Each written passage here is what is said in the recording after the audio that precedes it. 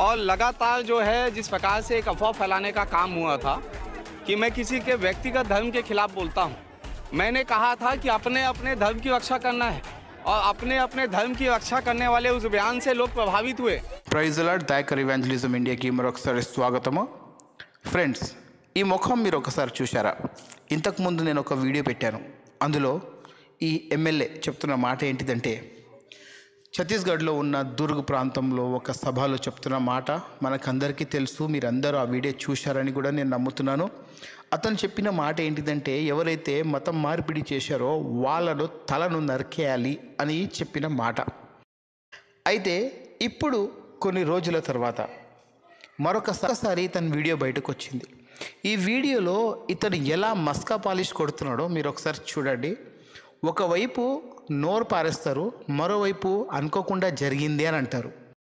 నోటికొచ్చిన మాటలు మాట్లాడిన తర్వాత తప్పైపోయింది క్షమాపణ అని అడుగుతారు. తర్వాత నేను కావాలని చెప్పలేదు అని అంటారు. ఒకసారి ఈ ఎమ్మెల్యే ఏం మాట్లాడాడో మీరు వినండి.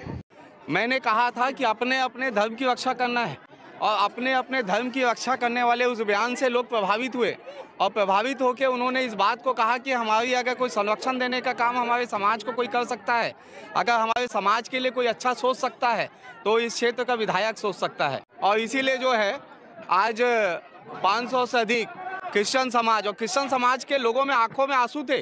वो कह रहे थे कि कांग्रेस अभी तक हमें यूज़ करते आई है, कांग्रेस हमको रबड़ स्टैम्प समझती है।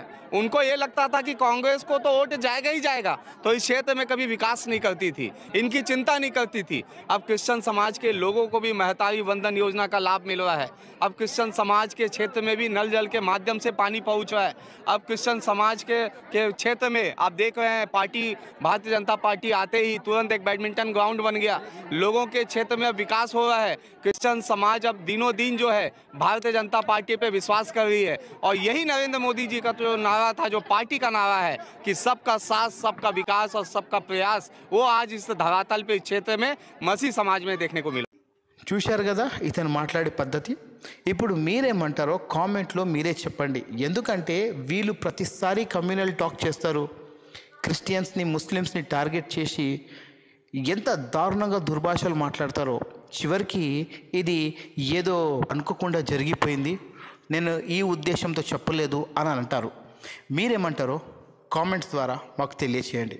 Thank you friends, God bless you all.